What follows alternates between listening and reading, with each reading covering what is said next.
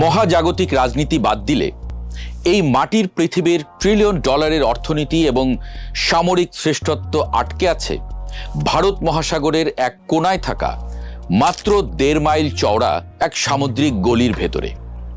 আমরা প্রতিদিন যে স্মার্টফোন ব্যবহার করছি, যে গাড়িতে চড়ে অফিসে যাচ্ছি, যে এসির নিচে বসে আরাম করছি, তার পেছনের জ্বালানি আর কাঁচামাল প্রতিদিন একটি নির্দিষ্ট জলপথ পার হয়ে আমাদের কাছে আসে। এই জলপথটি যদি মাত্র 7 দিনের জন্য পুরোপুরি অবরুদ্ধ হয়ে যায়, তবে থমকে যাবে পুরো এশিয়া, বন্ধ হয়ে যাবে চীনের ট্রিলিয়ন ডলারের ম্যানুফ্যাকচারিং ফ্যাক্টরিগুলো, বিশ্বের সবচেয়ে বড় মেগা সিটিগুলো নিমেষেই ডুবে যাবে ঘুটঘুটে অন্ধকারে, স্তব্ধ হয়ে যাবে গ্লোবাল সাপ্লাই চেইন। স্বাগতম মালাক্কা প্রণালীতে। ভৌগোলিকভাবে এটি ইন্দোনেশিয়ার সুমাত্রা দ্বীপ এবং মালয় উপদ্বীপের মধ্যবর্তী একটি সংকীর্ণ পানির রেখা। কিন্তু ভূরাজনীতির পরিভাষায় এটি হলো চীনের প্রেসিডেন্ট শি জিনপিং এর রাতের ঘুম কেড়ে নেওয়া সবচেয়ে বড় ভূরাজনৈতিক দুঃস্বপ্ন, এবং পেন্টাগনের জন্য বেইজিংকে এক নিমিষে হাঁটু গেড়ে বসিয়ে দেওয়ার মোক্ষম ফাঁদ। ভূরাজনৈতিক আলোচনায় এর আরেক নাম দ্য মালাক্কা ট্র্যাপ বা মালাক্কার ফাঁদ।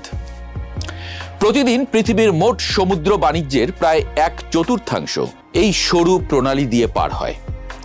যদি সংখ্যার হিসাবে বলি, বছরে 50,000-এরও বেশি বড় জাহাজ এই পথটি ব্যবহার করে। কিন্তু এই পুরো খেলার মূল খেলোয়াড় পৃথিবীর দ্বিতীয় বৃহত্তম অর্থনৈতিক পরাশক্তি চীন। বর্তমানে তারা প্রথমের দিকে এগিয়ে যাচ্ছে। চীন আজকে পৃথিবীর ম্যানুফ্যাকচারিং হাব। সুই থেকে শুরু করে রকেট সবকিছুই চীনে তৈরি হচ্ছে। কিন্তু এই সুবিশাল উৎপাদনযোগ্য সচল রাখতে চীনের প্রয়োজন কোটি কোটি ব্যারেল অপরিশোধিত জ্বালানি তেল এবং প্রাকৃতিক গ্যাস।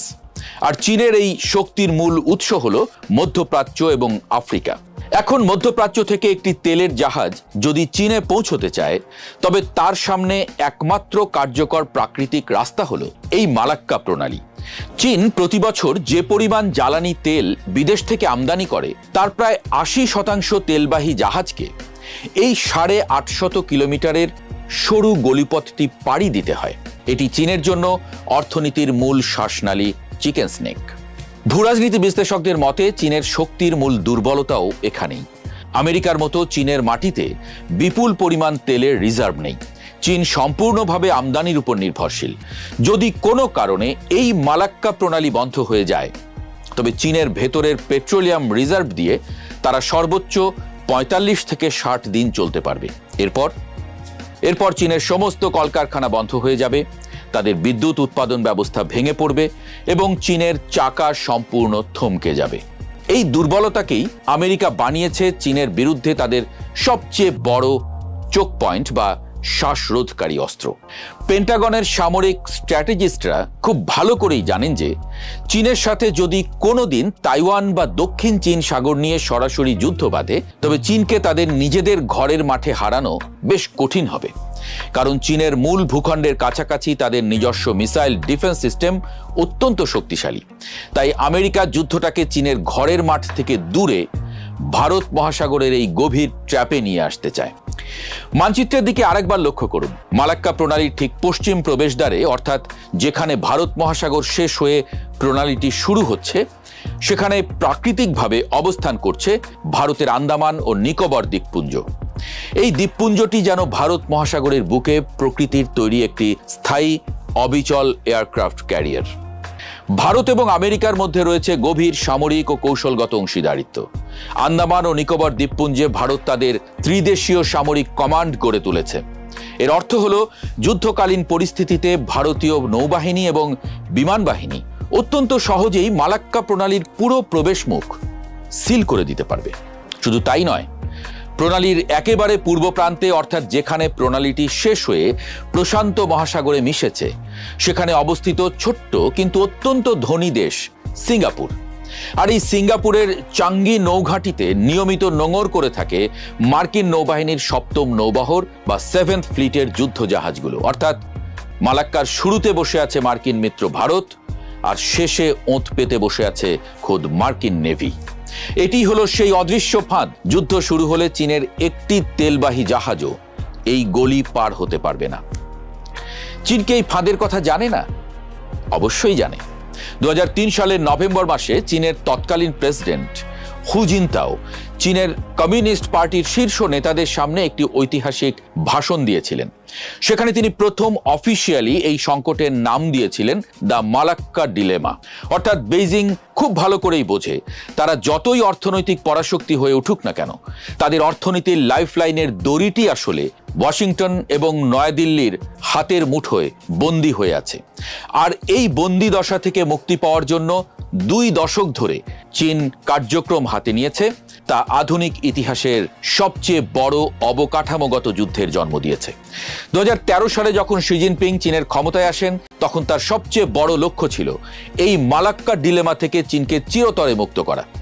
আর এই লক্ষ্য থেকেই জন্ম নেয় চীনের শতাব্দী সেরা mega project one belt one road বা বেল্ট অ্যান্ড রোড ইনিশিয়েটিভ। চীন পৃথিবীর বিভিন্ন দেশে বিলিয়ন বিলিয়ন ডলার ঢালতে শুরু করে। আপাত দৃষ্টিতে একে বাণিজ্যিক বিনিয়োগ মনে হলেও এর পেছনের মূল ভূরাজনৈতিক উদ্দেশ্য ছিল মালাক্কা প্রণালীকে সম্পূর্ণ বাইপাস করে বিকল্প স্থলপথ এবং বন্দর তৈরি করা।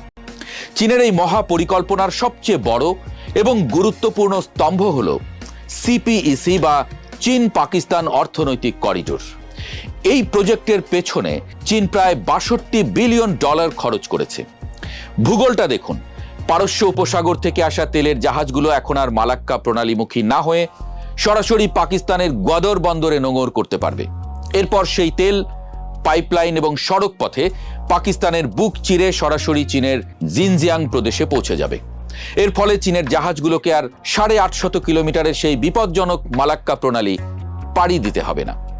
মার্কিন নেভির চোখের সামনে দিয়ে যাওয়ার কোনো প্রয়োজনই পড়বে না। শুধু পাকিস্তান নয়, চীন একই সাথে মিয়ানমারের কিয়াকফিউ বন্দর থেকে সরাসরি চীনের ইউনান প্রদেশ পর্যন্ত তেল ও গ্যাসের সমান্তরাল পাইপলাইন বসিয়েছে। এর ফলে বঙ্গোপসাগর থেকেই তেল সরাসরি স্থলপথে চীনে ঢুকে যাচ্ছে। এমনকি চীন থাইল্যান্ডের সরকারকে বিলিয়ন ডলারের প্রস্তাব দিয়েছে তাদের দেশের সবচেয়ে সংকীর্ণ অংশ ক্রা ইস্তমাস কেটে একটি কৃত্রিম খাল তৈরি করার জন্য। যদি এই ক্রা খাল তৈরি করা সম্ভব হয়, তবে জাহাজগুলো মালাক্কা প্রণালী এবং সিঙ্গাপুরকে সম্পূর্ণ বাদ দিয়ে সরাসরি থাইল্যান্ডের ভেতর দিয়ে দক্ষিণ চীন সাগরে প্রবেশ করতে পারবে। কিন্তু এত কিছুর পরেও চীন এক নিষ্ঠুর বাস্তবতার মুখোমুখি। আন্তর্জাতিক এনার্জি বিশেষজ্ঞরা ডেটা অ্যানালাইসিস করে দেখিয়েছেন, চীনের এই সমস্ত বিকল্প রুট সবগুলো মিলে চীনের প্রতিদিনের মোট জ্বালানি চাহিদার সর্বোচ্চ 15 থেকে 20% বহন করতে সক্ষম।